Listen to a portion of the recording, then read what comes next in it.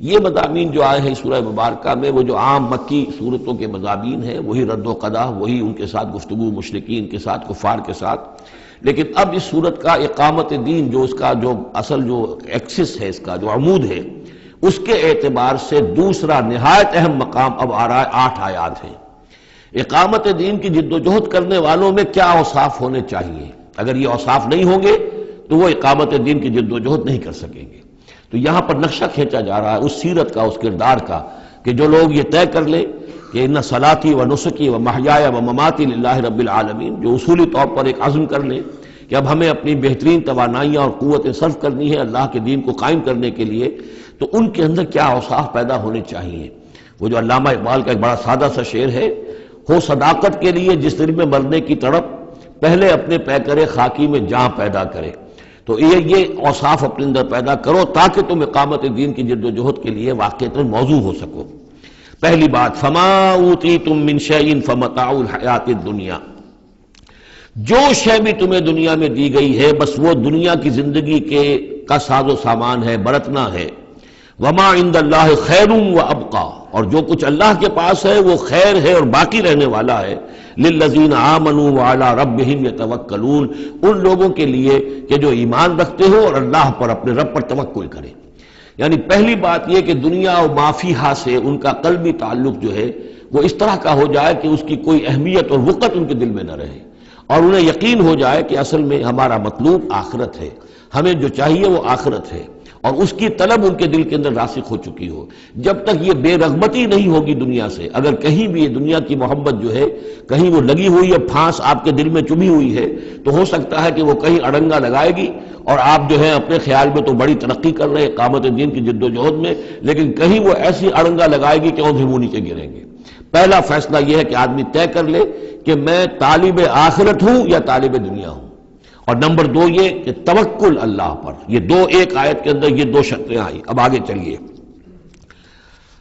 والذین یجتنبون کبائر الاسم والفواحش، اور وہ لوگ کہ جو اجتناب کرتے رہیں بڑے بڑے گناہوں سے اور بے حیائی کے کاموں سے. ظاہر بات ہے کہ اپنی سیرت کو ان چیزوں سے اگر پاک نہیں کریں گے تو اس قدم میں، اس میدان میں آگے نہیں بڑھ سکتے. لیکن یہاں دوبارہ نوٹ کر لیجئے کہ یہی مضمون سورہ نساء میں آ چکا ہے. ان تجتنبوا کبائر ما تنہون عنہ نکفر عنکم سیئاتکم وندخلکم مدخلا کریما. دوسری مرتبہ اب یہاں آ گیا ہے. یعنی یہ کہ اقامت دین کے جو جد و جہد کرنے والے ہوں انہیں کبائر کے بارے میں اصل میں زیادہ حساس ہونا چاہیے. صغائر کے معاملے میں جس قدر زیادہ حساس ہم ہو گئے ہیں وہ اصل میں ایک بالکل غلط رخ ہے.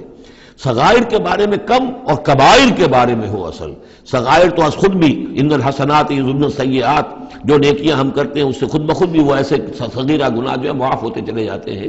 لیکن ہو جاتا ہے الٹا برعکس ہو جاتا ہے معاملہ کہ ایک آدمی ان چیزوں میں تو بہت ہی جزرس ہو جائے اور بہت ہی باریک بین ہو جائے، لیکن جو حضرت مسیح کے الفاظ ہیں کہ مچھر تو چھانتے ہو اور سموچے اونٹ نکل جاتے ہو، یہ صورتحال جو ہے یہ بڑی ہی یوں سمجھیے کہ پیتھولوجیکل کنڈیشن ہے، یہ بیماری کی صورت ہے. یہ ہے کہ بڑے بڑے گناہوں سے اپنے آپ کو پاک کرو اور فواحش سے اور بے حیائی سے. وَإِذَا مَا غَضِبُوا هُمْ يَغْفِرُونَ، اور یہ کہ اگر کبھی کہیں غصہ آ جائے، جیسا کہ ہم پڑھ چکے ہیں سورہ حامیم سجدہ میں بھی کہ وَإِمَّا يَنزَغَنَّكَ مِنَ الشَّيْطَانِ نَزْغٌ، وہ اگر شیطان کی کوئی چھوٹ لگنے ہی لگے تو فوراً اللہ کی پناہ طلب کرو. وَإِذَا مَا غَضِبُوا هُمْ يَغْفِرُونَ، جب انہیں غصہ آتا ہے تو اس غصے کو ڈھانپ دیتے ہیں، غصے کو پی جاتے ہیں. غفر کے معنی ڈھانپ دینا ہے. ویسے اس کے جو عام ترجمہ ہے معاف کر دیتے ہیں، بجائے اس کے کہ غصے میں کسی پر حملہ کریں اور کسی سے انتقام لیں، بلکہ اس کے اندر عفو کی صورت ہو جب غصہ آئے. ایک ہے سوچ سمجھ کر کوئی اقدام کرنا ہے، کوئی آپ نے چیلنج کرنا ہے کسی باطل کو اور اس میں کوئی آگے بڑھ کر آپ کو اقدام کرنا ہے، وہ اور بات ہے. ایک ہے کہ غصے میں آ کر کوئی اقدام کیا جائے. وَإِذَا مَا غَضِبُوا هُمْ يَغْفِرُونَ، تو وہ معاف کر دیتے ہیں، یا یوں کہیے غصے کو پی جاتے ہیں، یعنی غصے کے اوپر وہ پردہ ڈال دیتے ہیں. غفر جو ہے مغفر کہلاتا ہے خود، کہ جو سر کو ڈھانپ لیتا ہے تاکہ تلوار کا وار اگر سر پر آئے تو سر بچ جائے اور خود اس کو روک لے، تو مغفر. غفر کے معنی ڈھانپ دینا، گناہ کو ڈھانپ لینے والی شے ہے اللہ کی مغفرت. اسی طریقے پر یہ کہ وہ غصے کو پی جانے والا. وَالْكَاظِمِينَ الْغَيْظَ، یہ ہم پڑھ چکے ہیں سورہ آل عمران میں. نمبر آگے چلیے. وَالَّذِينَ اسْتَجَابُوا لِرَبِّهِمْ، اور وہ لوگ کہ جنہوں نے اپنے رب کی پکار پر لبیک کہا. وہ پکار کون سی ہے؟ اس سورہ مبارکہ میں اب تک صرف ایک فعل امر آیا ہے جمع کے صیغے میں، ان اقیم الدین، اور ایک فعل نہیں آیا ہے جمع کے صیغے میں ولا تتفرقوا فی، پوری صورت میں اب تک نوٹ کر لیجیے گا جا کر. تو یہ پکار اللہ کی کون سی ہے؟ اقیموا الدین ولا تتفرقوا فی. اسی کے لیے کہا تھا حضور سے فلذالک فدعوا، اسی کی دعوت دیتے رہیے. آپ کی دعوت اقامت دین کی دعوت ہو، یا آپ کی کسی جزوی شے کے اوپر آپ جو ہے وہ ہیمر نہ کر رہے ہو، کسی جزوی سی شے کو آپ نے ہدف نہ بنا لیا ہو. اصل ہدف اقامت دین. فلذالک فدعوا واستقم کما امرت ولا تتبع اهواءهم. اب یہاں فرمایا والذین استجابوا لربهم، جنہوں نے اپنے رب کی پکار پر لبیک کہا، واقاموا الصلاۃ، اور نماز قائم کی، اور وامرهم شورى بینہم، چونکہ اب اجتماعی زندگی ہے، جماعتی زندگی ہے، اس میں مشاورت کا نظام ہونا چاہیے کہ وہ جو فیصلے کریں، جو قدم اٹھائیں، وہ باہمی مشاورت سے ہوں. یہ بھی روح جب تک کہ اس اجتماعیت کے اندر نہیں ہوگی باہمی مشاورت کی، اور یہ کہ کوئی ایک شخص سمجھے کہ بس ہر معاملے کے اندر مجھے اپنی مرضی چلانی ہے، تو ظاہر بات ہے کہ پھر وہ کام آگے نہیں چلے گا. ہم پڑھ آئے ہیں کہ حضور سے یہاں تک کہا گیا ہے کہ یہ جن صحابہ سے خطا ہوئی ہے، غلطی ہو گئی ہے، ان کو بھی آپ وشاورہم فی الامر فاعف عنہم واستغفر لہم وشاورہم فی الامر. حالانکہ ان سے خطا ہوئی ہے، غلطی ہوئی ہے، لیکن پھر بھی آپ انہیں اپنے مشوروں میں شامل رکھیے، اس لیے کہ اس سے دلجوئی ہوتی ہے، ساتھیوں کے اندر میوچول کانسیپٹ ڈیولپ ہوتا ہے، ایک کانفیڈنس ڈیولپ ہوتا ہے، اور وہ سمجھتے ہیں کہ ہماری بھی بات سنی جاتی ہے. اور حضور نے بسا اوقات اپنی رائے کو پیچھے رکھ کر اپنے ساتھیوں کی رائے کے مطابق فیصلہ کیا. غزوہ احد میں یہی ہوا ہے، غزوہ بدر میں یہی ہوا ہے کہ جہاں پر آپ نے کیمپ لگانے کا فیصلہ کیا تھا، جب بعض صحابہ نے آ کر کہا کہ ہمیں اگر اجازت ہو ہم اپنی رائے دیں، اور جب انہوں نے کہا کہ ہمارے خیال میں وہ جگہ بہتر ہے، آپ نے کہا ٹھیک ہے، یہاں سے کیمپ اکھاڑو، وہاں لگا دو. وَأَمْرُهُمْ شُورَى بَيْنَهُمْ وَمِمَّا رَزَقْنَاهُمْ يُنْفِقُونَ. ایک اور شے جو لازم ہے اقامت دین کی جد و جہد میں، جہاں وقت لگے گا، جہاں آپ کی توانائی صرف ہوگی، اس میں پیسہ بھی لازم درکار ہے.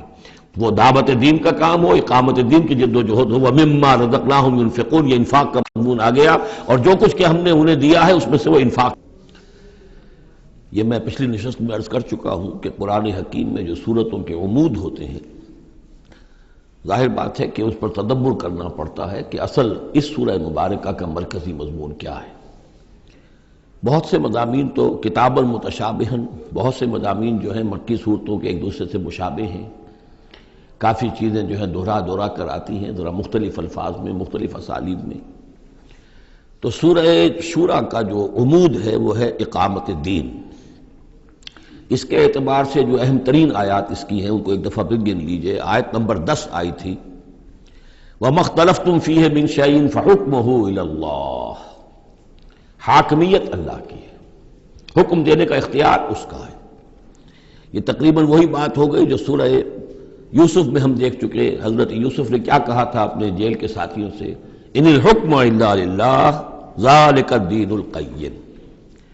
یہ دین قیم ہے کہ حاکمیت کا اختیار اللہ کے پاس ہے. اس کے بعد 13ویں آیت سے لے کر ویسے تو 21ویں آیت تک یہ 9 آیات کا ایک مضمون ہے جو اہم ترین ہے، لیکن ان میں پہلی 3 آیتیں جو ہیں وہ بہت ہی جامع، بہت اہم ہیں، جس میں سے آیت نمبر 13 میں آیا ان نقیم الدین ولا تتفرقوا فیہ. دین قائم کرو اور دین کے معاملے میں تفرقے میں مبتلا نہ ہو. اور جزیات میں اختلاف ہو جائے کوئی بات نہیں ہے، لیکن دین جو اصل وحدت ہے اور اس کی اقامت کی جد و جہد، اس میں تفرقہ نہیں. پھر اس میں حضور کو حکم کہ آپ ڈٹے رہیے، اسی بات کا حکم دیتے رہیے، اور اس میں یہ کہ ان کی خواہشات کی پیروی نہ کیجیے. اور اہم ترین بات آ گئی وَأُمِرْتُ لِأَعْدِلَ بَيْنَكُمْ. کہہ دیجیے کہ میں عدل قائم کرنے آیا ہوں، میں صرف واعظ کہنے والا نہیں ہوں، بلکہ عدل قائم کرنا یہ میرا فرض منصبی ہے. پھر اسی سلسلے کی آخری آیت جو ہے 21ویں آیت، اس میں یہ ام لہم شرکاء شرعوا لہم من الدین ما لم یأذن بہ اللہ. کیا ان کے شریکوں میں کوئی ایسا بھی ہے جس نے دین دیا ہو ان کو؟ اصل میں تو اللہ ہوا ہے جس نے تمہیں دین دیا ہے، دین حق دیا ہے. الیوم اکملت لکم دینکم واتممت علیکم نعمتی ورضیت لکم الاسلام دینا. تمہیں مکمل نظام زندگی دیا ہے. تو یہ اس کے بعد پھر یہ آیات جو ہم پڑھ رہے تھے کہ جو لوگ اب اس کے لیے کمر کس لیں انہیں دیکھنا چاہیے کہ انہیں اپنے اندر کیا اوصاف پیدا کرنے ہیں. اس میں بھی پہلی 3 آیتیں، ویسے کل آیتیں یہ 8 ہیں، آیت نمبر 36 سے 43 تک، لیکن یہ کہ پہلی 3 آیتیں جو ہیں جو ہم پڑھ چکے ہیں وہ بہت ہی جامع ہیں. ان میں جو چیزیں ہم پڑھ چکے ہیں وہ نوٹ کر لیجئے. سب سے پہلی بات یہ کہ یہ بات پوری طرح واضح ہو جائے کہ دنیا و ما فیہا ان کی کوئی وقت نہیں ہے. اصل شے وہ ہے جو اللہ کے پاس ہے. انسان فیصلہ کر لے کہ میں طالب آخرت ہوں، دنیا میں رہنا ہے، زندہ رہنا ہے، اس کی ضروریات فراہم کرنی ہے، متاع ہے، ضرورت کی حد تک جو ہے اس میں وقت لگایا جائے گا، لیکن یہ کہ اصل مطلوب آخرت ہے۔ نمبر دو، توکل اس جد و جہد میں صرف اللہ کی ذات پر ہو، اپنے وسائل پر نہیں، اپنی ذہانت پر نہیں، اپنی قوت پر نہیں، اپنی صلاحیت پر نہیں۔